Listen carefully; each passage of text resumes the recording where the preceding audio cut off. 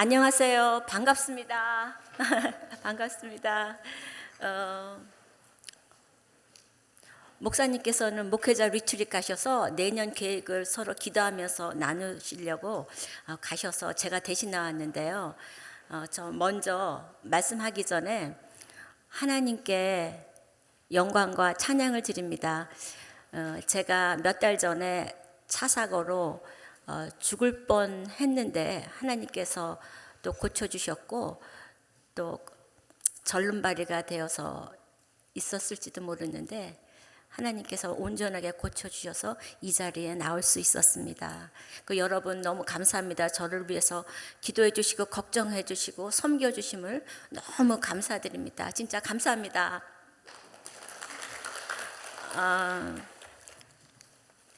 제가 아프면서 생각하는 거는 그래요. 하나님께서 그리하지 아니하실지라도 내가 하나님을 감사하고 찬양하는데 이제 이렇게 고쳐주시니까 진짜 너무 감사하다 그런 생각을 가졌습니다. 오늘 마가복음 본문으로 들어가도록 하겠습니다. 마가복음 1장에서는 복음이 전파되고 예수님이 등장하시고 또 세례 받으시고 사역을 하시는 그런 하나님의 영광이 드러난 장이죠. 근데 이 장에서부터는 예수님의 고난이 시작되는 장입니다. 예수님은 이 땅에 살려고 오신 분이 아닙니다. 예수님은 이 땅에 죽으시려고 오셨습니다.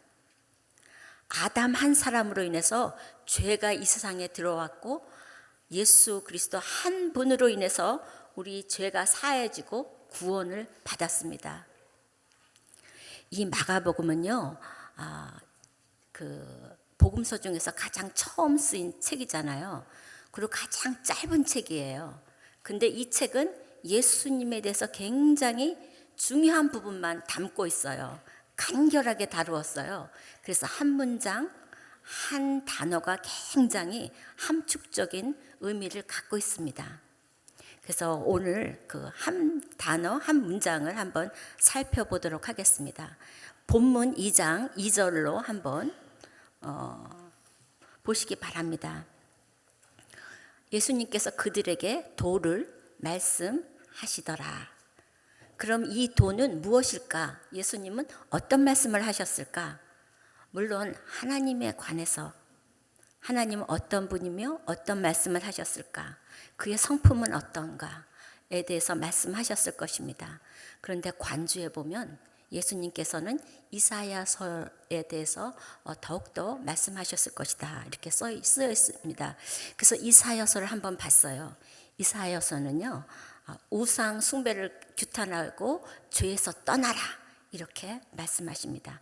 그러나 돌이켜서 내 죄를 회개하고 예수님을 구하고 또 여호와를 부르짖으면 이사야 58장 11절에 보면요, 여호와가 항상 너를 인도하고 너를 지키며 너의 메마른 곳에서도 내 영혼을 만족해 하고 내 너를 경고케 하리라. 너는 물된 동산 같고 물이 끊어지지 않는 샘물 같을 것이다. 이렇게 축복해 주십니다. 너무 감사하죠. 예수님은 그런 말씀을 하셨어요. 그런데 반면에는요, 저기 서기관들은 말씀이 달랐다고 본문에 있잖아요. 예수님의 말씀은 권위 있는 자 같고 서기관들과 같지 않더라 이렇게 말씀하셨어요. 그럼 서기관들은 어떻게 얘기했을까요? 율법에 대해서 얘기하면서 율법을 왜곡시켜서 행동으로만 하면서 이렇게 해라 저렇게 해라, 자기가 한 행동이 옳고 행해야지만 하늘나라에 가는 것처럼 그렇게 얘기했을 거예요. 그런데 이 율법, 우리가 얘기하는 십계명은요, 하나님이 우리를 사랑해서 주신 거잖아요. 그리고 우리가 십계명을 겉으로는 우리가 행할지 모르지만 우리 마음으로 전부 다 십계명을 지킬 수 있는 자는 없습니다. 그래서 내가 십계명을 통해서 내가 죄인임을 알고 하나님께 가는 거죠. 예수님께 의지해서 이렇게 살아가는 거죠. 그게 바로 십계명이에요. 그런데 서기관들은 그렇지 않고 믿음이 없는 행함으로만 하고 행해야 된다. 그러니까 예수님이요, 서기관들한테 너는 회칠한 무덤이다 그랬어요. 네 마음은요 탐욕과 거짓된 더러운 것으로 가득 차다 이렇게 말씀하셨어요. 근데 또 여기 본문에 보면요 서기관 같지 않은 진짜 믿음을 행함으로 지킨 드러낸 사람이 여기 나옵니다. 우리 3절을 한번 보겠습니다. 사람들이 한 중풍병자를 네 사람에게 메어 가지고 올 때 그랬어요. 중풍병자는 행함이 있는 서기관과 달랐죠. 그죠? 근데 예수님께서 그들의 믿음을 보시고요. 소자야, 작은 자야, 내 작은 아들아 이렇게 사랑스럽게 얘기하시면서 내 죄가 사해졌다고 얘기하셨어요. 그래서 제가 이제 이 부분에 대해서는 소급을 해서 나눠주시기 바라요. 근데 질문을 조금 하겠습니다. 오늘은요 본문이 짧고 그래서 소그룹을 충분히 은혜스럽게 나눌 수 있을 것 같아요. 예수님은 왜 일어나 걸어라 하지 않고 왜 내 죄가 사해졌다, 사해졌다고 했을까요? 예수님은 또 중풍병자들이 중도에 포기했으면 어땠을까요? 그들이 나 바빠, 너무 멀어, 사람들이 많아, 또 너무 있을 자리가 없어 이렇게 생각하고 중도에 포기했으면 어떻게 됐을까요? 지붕을 뚫을 때 방 안에 앉아 있는 사람들은 어땠을까요?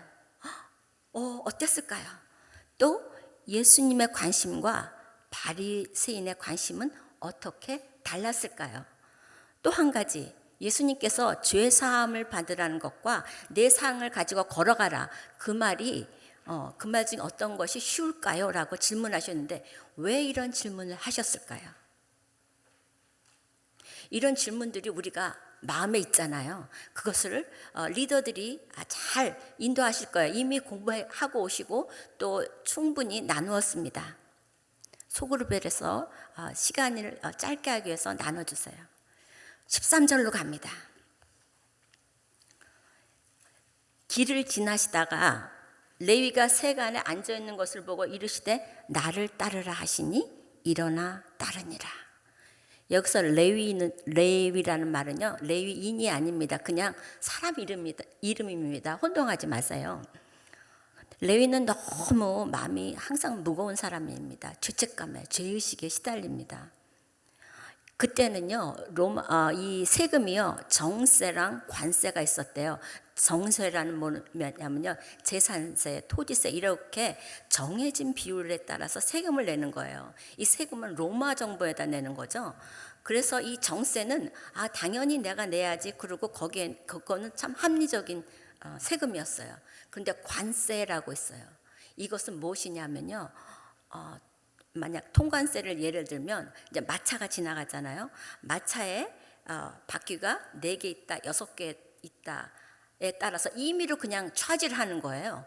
또 그 마차에 뭐 3명이 탔나 4명이 탔나에 따라서 또 그게 차지가 바뀌어요. 그러니까 임의대로 내가 많이 차지를 할 수 있는 거예요. 그리고 그것을 로마 정부에 조금 내고 그 나머지는 다 자기의 재산을 축적하고 부를 축적하면서 살았던 것입니다. 레위가. 근데 여기서요. 그가 앉아 있었더라 이렇게 설명이 돼 있잖아요. 본문에. 그러니까 앉아 있는 걸 보니까 이분이 그 세리들의 우두머리였어요. 그 세리가.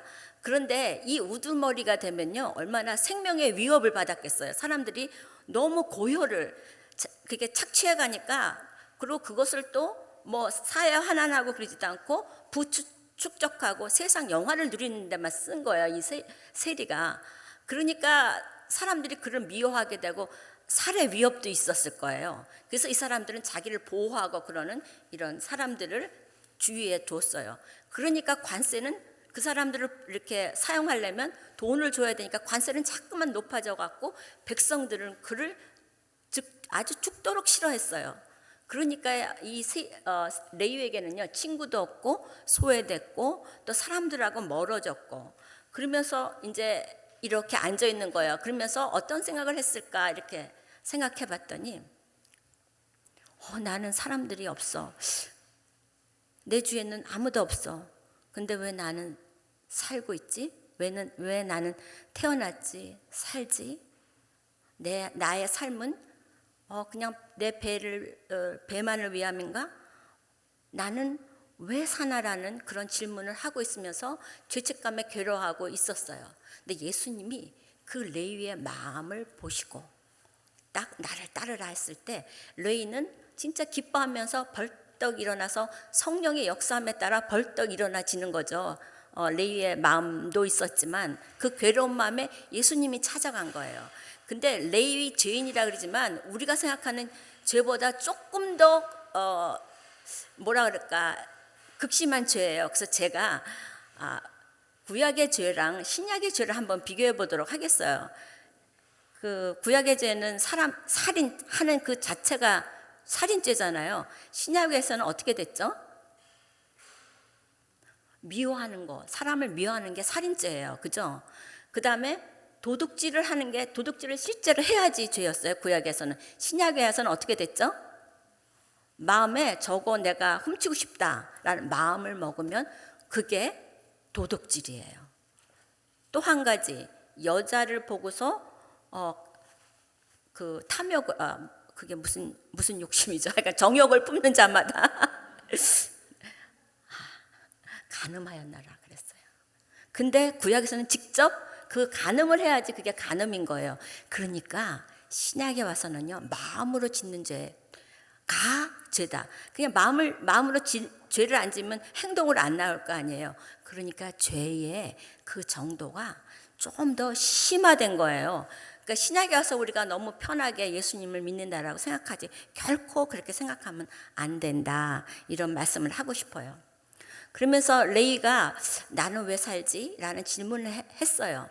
그러면 제가 여러분에게 우리는 왜 살까요? 나는 왜 살까요? 그런 질문을 해보셨죠? 그러면 어떤 분은 나는 행복하기 위해서 살 거다. 이제 이렇게 생각을 했을 거예요. 근데 우리는 언제 행복해요? 얘기해 주세요. 커피 브레이크예요. 틀릴 수 있어요. 근데 행복하는 건 틀릴 수도 없는 거예요. 언제 행복하세요? 우리 크리스탈. 언제 행복하세요? 글쎄요.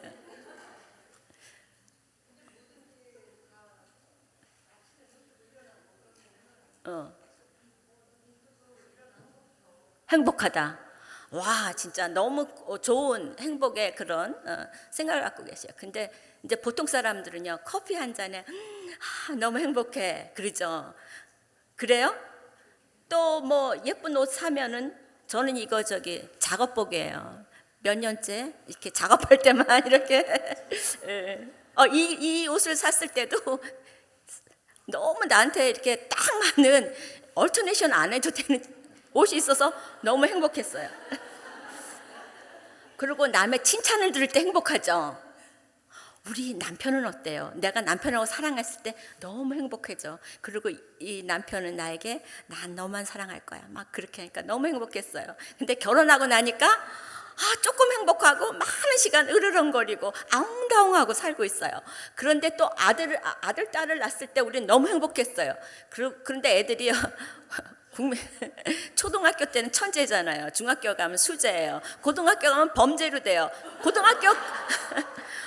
고등학교 끝나면 얘가 보통 아이예요. 그걸 내가 몰랐던 거예요. 근데 거기에 머무는 게 아니라요. 애들이 고등학교 가잖아요. 그러면 나 예수님 안 믿는 것 같아. 나 예수님 안 믿어. 나 교회 나가기 싫어. 그러고 떠났을 때는 이미 걔네들은 교회 안 가요. 내가 엄마한테 막 속박받는 거 외에 내가 자유를 얻어서 자유롭게 교회 안 나가도 나는 자유다. 나는 진짜 행복하다. 그렇게 살잖아요. 근데 이렇게 조건을 가진 행복은 조건이 없어지면 불행하잖아요. 어그리하세요? 진짜 조건이 없어지면 불행해요. 그리고 항상 우리는 애들이 웬만해야지 살지. 내가 진짜 못 살겠어. 난 너무 힘들어. 하나님 왜 나를 힘들게 해? 그러면서 우리 고난 앞에 너무 고단하고 진짜 너무 힘들어하고요. 그 고난이 아침에 나올 때 애랑 싸운 고난이 이 세상 고난 중에서 가장 큰 고난이에요. 나한테. 이해하시죠? 그 다른 사람 고난은요. 그냥 얘기할 때 그냥 그렇겠지. 참 힘들겠다. 그러고 끝이잖아요. 내 고난은 진짜 신발에 돌이 하나 있어도 너무 아픈 거예요. 그게 내 고난인 거예요. 그런데 사람들의 고난을 보면서 우리가 그냥 간과해요. 그러면서 아니 이렇게 나는 행복하지 않은데 내가 왜 태어났지? 내가 태어나고 싶어서 태어난 것도 아닌데 엄마 아빠를 내가 선택할 수도 없고 내 자녀를 내가 선택할 수도 없고 그런데 왜 나는 이렇게 태어났지? 나는 그냥 태어났으니까 그냥 죽지 못해 살지. 그렇게 생각하는 시간들이 있잖아요. 그런데 그게 아니에요. 삶의 의미가 무엇인지 목적이 무엇인지 그것을 예수 그리스도는 얘기하고 계세요. 그리고 제가 또 하나 증거를 보여드릴게요. 예수님의 증거. 우리가 이렇게 오른손으로 왼쪽을 보면 심장이 뛰잖아요. 우리가 집에서 가만히 있으면 심장 뛰는 소리도 들리고 뇌에서 이렇게 맥박에 퉁퉁 하는 소리도 들릴 거예요. 들릴 수도 있어요. 그런데요, 이 심장이라는 것은 또 세상의 물체라는 것은요, 이렇게 건드려야지만 움직이지 가만히 있으면 움직이지 않죠. 심장도 마찬가지예요. 심장도 누군가 나에게 힘을 주고 생명을 주니까 쿵쿵쿵 우리 느껴보세요. 근데 이 심장, 생명, 이 심장에 힘을 주시는 분이 바로 예수 그리스도. 믿습니까? 예수 그리스도예요. 그 어떤 사람은 이제 과학자인데 이렇게 얘기하더라고요. 그래서 심장이 뛸 때마다 외부에서 힘이 주어져야지 이 심장이 뛴대요. 그러니까 날마다 그분은 이렇게 설명하더라고요. 외부에서 힘이 주어지지 않으면 이 심장이 멈추는데 그때가 내가 죽을 때라. 이제 그렇게 설명을 하시더라고요. 그러면서 저는 바로 예수님이 내 심장을 뛰게 하시고 생명을 진짜 주셨어. 연장케 하셨어. 이런 생각을 했어요. 근데 바로 그 예수님이 죄인 레위를 부르셨어요. 얼마나 기뻤을까요? 예수님에 대한 소문을 이미 들었죠. 그리고 여기서는 하나님의 역사가 이렇게 일어서게 했지 꼭 레위가 너무 힘들어갖고 누가 불러서 휙 이렇게 일어난 건 아니죠. 예수님이란 분을 아셨어요. 그분이 나를 구해줄 구세주일지도 몰라요. 그때부터 레위의 인생이요, 흑백 필름에서 천연색 필름으로 바뀌기 시작하는 거예요. 삶의 의미가 생기고 목적이 생기고 레위는 너무 기뻤어요. 새로운 삶을 그렇게 하게 된 거예요. 근데 그때 예수님께서 나는 병든 자를, 그쵸? 본문에 병든 자를 부르러 온 것이 아니라 죄인을 부르러 왔도다. 예수님은 병자에게 의사가 되어준다, 이 말씀이에요. 근데 이때 레위가 밥을 먹고 처음 한 일이 식사를 대접하는 거예요. 근데 레위가 사람들을 불렀는데 올 사람이 누가 있겠어요. 진짜 세리랑 자기 똘마니 세리들이랑 죄인들이랑 제자들만 온 거예요. 다른 사람을 불러도 오지도 않을 거예요. 그런데 이 죄인이라는 집단이 있었던 거예요. 근데 이 죄인은요, 우리가 생각하는 나는 죄인입니다 하는 죄인이 아니라 진짜 이렇게 사회적 계층의 문둥병자나 죄를 진짜 심한 죄를 진 바로 그런 죄인이에요. 근데 그 죄인과 함께 예수 그리스도가, 그때는 사람들이 예수님은 누구일까 그렇게 궁금해하고 있는데 그분들과 앉아서 식사를 하는 거예요. 그런데 그때 바리새인들은요, 예수님이 가는 곳마다 따라다녀요. 흠을 잡으려고 따라다녔어요. 그래갖고 예수님이 식사를 하고 있는데요, 그 사람들이 성경에 보면 보고 그랬어요. 보고. 그러니까 음식을 하는데 저쪽에서 구경한 거예요. 그러면서 예수님을 왜 그렇게 하느냐고 그렇게 했어요. 그러니까 예수님께서 마음을 보시고 이렇게 대답한 거예요. 근데 이제 제가 지금부터 하는 말은 제 간증이기도 합니다. 제가 죄인이라고 불리우던 제가 죄인이었던 적이 있습니다. 근데 그때 힘들고 그러니까 처음에는 내가 난 너무 억울해. 내가 잘못한 게 없는데 왜 그렇지? 나는 잘 먹고 잘 살고 따뜻한 가정을 이끌려고 했는데 왜 내가 이런 일이 생겼지? 나는 죽을 것 같아. 그랬어요. 그러니까 내 죄를 깨닫지 못하니까 더 힘들어졌어요. 진짜 너무 힘들었어요. 그리고 아침에 일어나면 눈 뜨기도 싫고 밥 먹기도 싫었어요. 그런데 그때까지요, 제가 잘난 척하고 살았거든요. 그랬는데 제가 불쌍해지니까 그때부터 사람들이 제 주위에 몰려들기 시작했어요. 그러면서 제가 밥을 못 먹으니까 이제 같이 점심을 거의 날마다 점심을 불러내서 사주고 먹고, 그 성도의 교제가 이제 진실한 성도의 교제가 그때부터 이루어진 거예요. 저를 위해서 만나고 집에 와서 시편을, 어려울 때는 시편을 읽어야 돼. 그 시편을 읽고 기도하며 그렇게 지냈습니다. 그런데 지금 다른 분들은 제가 지금 현재 우리 교회 다니고 계셔서 성명을 얘기하기는 좀 힘들고요. 지금 이 땅에 없는 홍영희 집사님, 친구 홍영희입니다. 나보다 더 잘 알고 있던 홍영희입니다. 아침마다요, 그때 우리가 같이, 내가 아프다 그랬을 때 그분이 이제 암 진단을 받는데 벌써 그때가 3기였어요. 그러니까 우리 서로 죄인들이었어요. 그러면서 우리가 같이 기도하기 시작했습니다. 아침에 전화로 묵상을 해요. 근데 이제 창세기를 보면서 요셉 부분이 있는데 이렇게 얘기해 줬어요. 색동옷 입은 요셉은 흰 옷을 입어야지 하나님의 뜻이 이루어져. 그러니까 우리 흰 옷 입자, 죄수복 입자. 그러면서 서로 붙들고 울었습니다. 홍영희 집사님 아주 반듯하게 예수님 믿다가 돌아가셨습니다. 그분이 돌아가실 때 저에게 3가지 유언을 남겼습니다.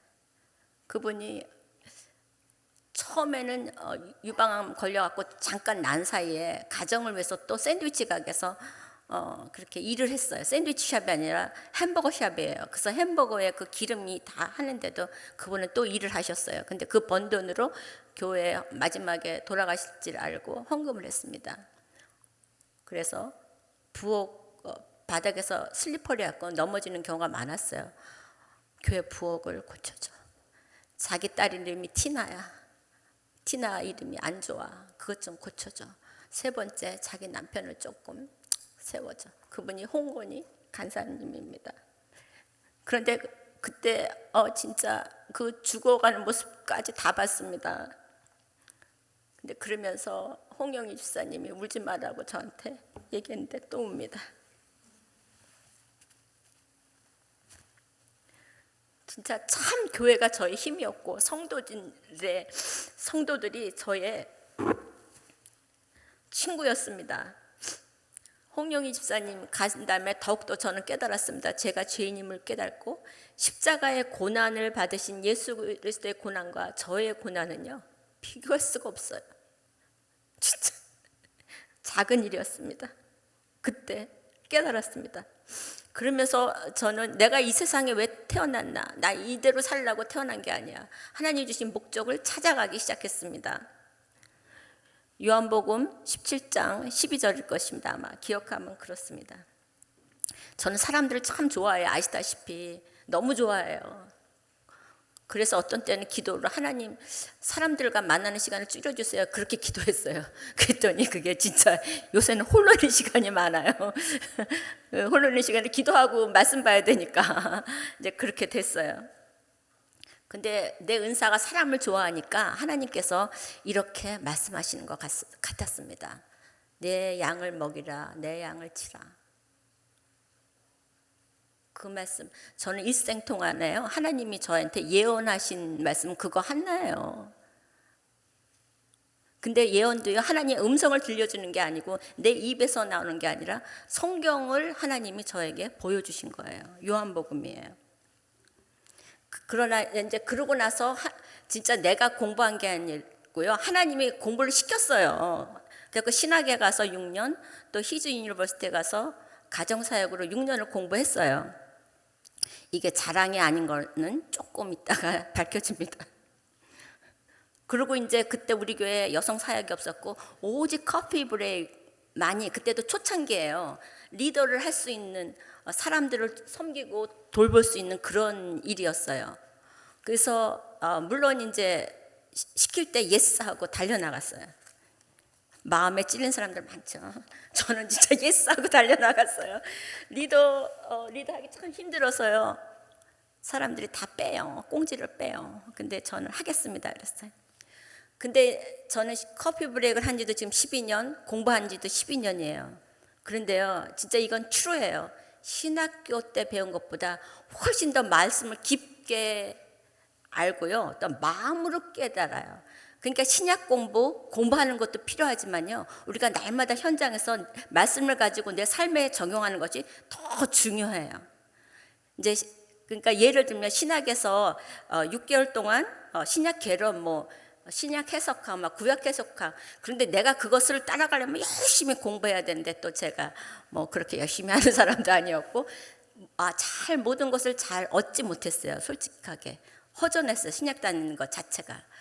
그랬는데 커피 브레이크에서 지금 12년 다녀 보니까요, 매주 말씀을 적용하고 내가 말씀을 손에 놓지 않잖아요. 일주일이 있으니까. 그리고요, 이렇게 진짜 이렇게 훌훌 이렇게 쑥쑥쑥 읽어가는 것이 아니라 그 말씀 한 단어 한 단어 너무 소중하게 이렇게 큐티를 하니까 하나님의 말씀이 나를 진짜 살리게 됐습니다. 그리고 차츰차츰 회복이 되어갔습니다.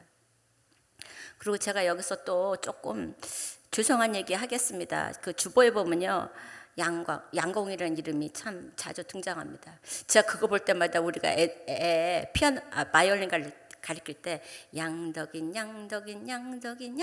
이러고 가르쳤거든요. 그거를 하라고. 근데 이제 꼭 그 생각이 나서요, 얼마나 황송한지 모르겠어요. 제가 그만큼 일도 못하고요, 교회에서 사실은 또 바쁜 것도 아니에요. 근데 공부해서 겨우 성도들하고 대화하게 된 거, 교제하게 된 거, 그러니까 예수님을 앞에 놓고 얘기하게 된 거, 세상적인 얘기보다 예수님 얘기를 더 즐겨하게 된 거, 그게 바뀐 거예요. 그러니까 내가 지적인 레벨이 높지 않아서 이제 겨우 성도들의 지적 레벨에 다가가고요. 대신에 저는 제가 생각하기에 감성이 발달돼 있어요. 그 감성으로 이렇게 하는 사람이에요. 그러니까 제가 이렇게 부족한 사람인데도요, 하나님께서 원하시니까요, 공부도 시키고 또 커피브레 여러 일을 오픈해 주셨어요.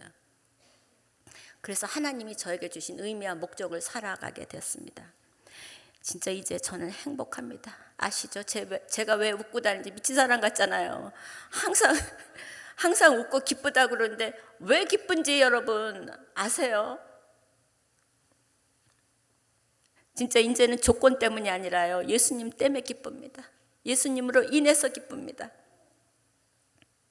부족했는데 하나님이 세우셨어요. 저같이 부족한 사람도 이렇게 하나님이 사랑하셔서 소명을 주셨어요. 삶의 목적을. 근데 여러분 모두에게 진짜 이 땅에 왜 태어났는지 목적이 있습니다. 그것을 오늘 조금 깨달아 알고 갔으면 좋겠습니다. 여러분은요,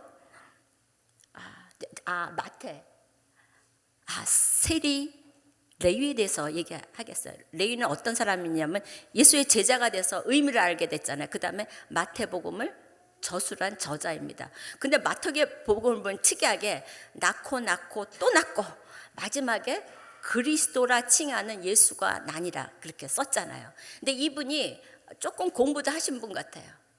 그래서 그렇게 체계적으로 공부하고 또 조직적으로 세간하면서 얼마나 이렇게 했겠어요.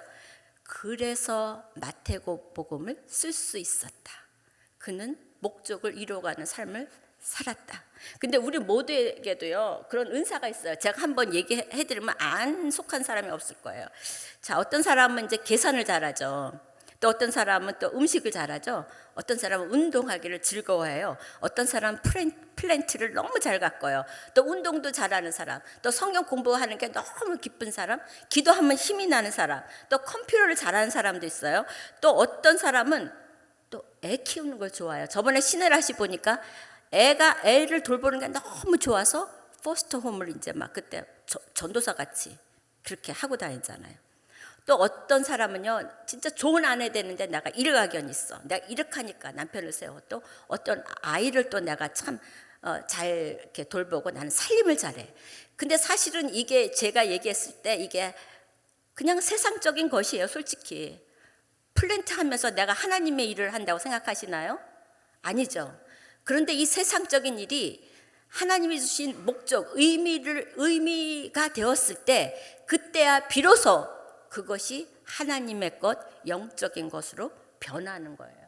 그래서 우리가 모두 삶의 목적과 의미가 있게 되는 거예요. 그게 예수님이 원하는 거예요.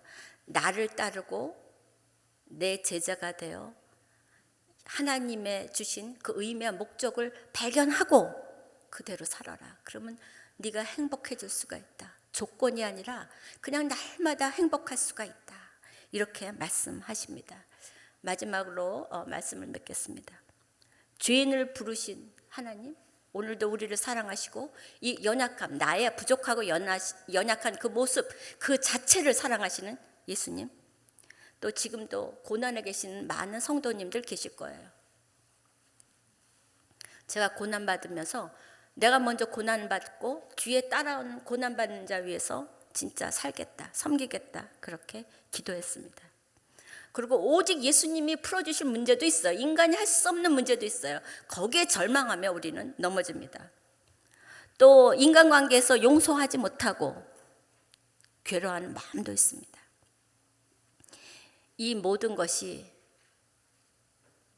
연약한 우리를 위해서 십자가에 달려 돌아가신 예수 그리스도를 바라보면 그 힘든 일, 고난의 일, 내가 원하는 소망 그런 것이 다 해결되어집니다. 그게 무슨 하나님이 예를 들면 내가 제가 얘기하잖아요. 제가 암 환자를 위해서 기도해 갔고요.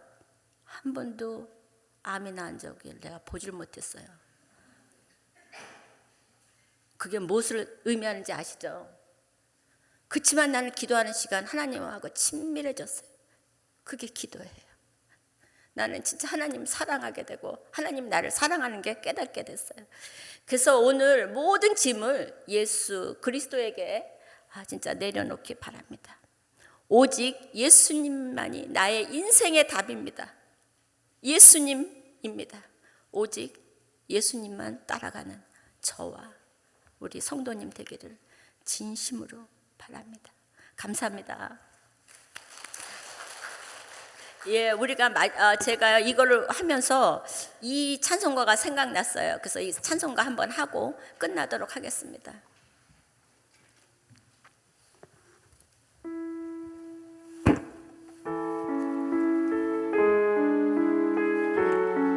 이 가사를 잘 음미하면서 뜻을 생각하면서 나의 연약을 고백하기를 원합니다.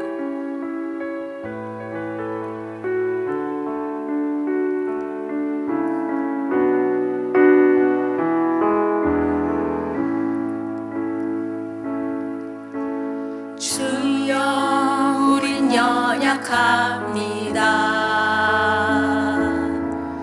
우린 오늘을 힘겨워합니다. 주 뜻 이루며 살기에 부족합니다.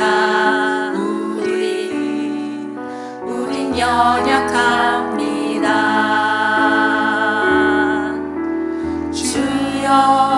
우린 넘어집니다. 오늘 하루 또 실수합니다. 주의 긍휼을 구하는 죄인입니다. 우린 주만 바라봅니다.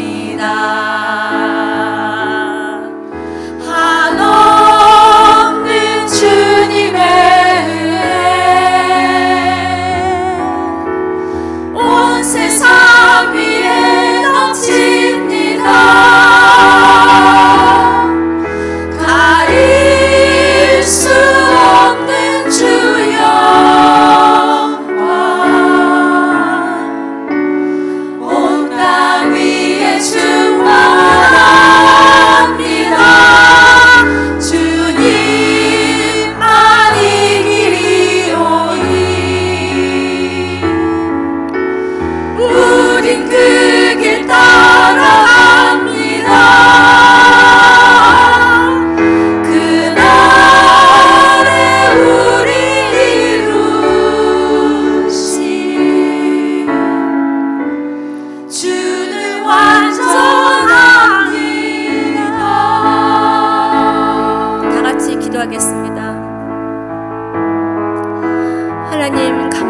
감사합니다. 오늘도 말씀을 주시고 깨닫게 하여 주심을 감사합니다.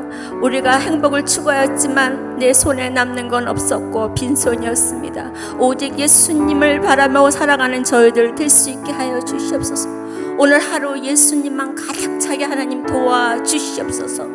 하나님, 진짜 이 말씀 그대로 땅에 흘려보내지 않고 내 삶에 적용하여 나로 인해서 가정이 살며 남편이 세워져 가며 자식들이 예수님을 믿어가는 하나님의 백성 되게 하나님 도와주시옵소서.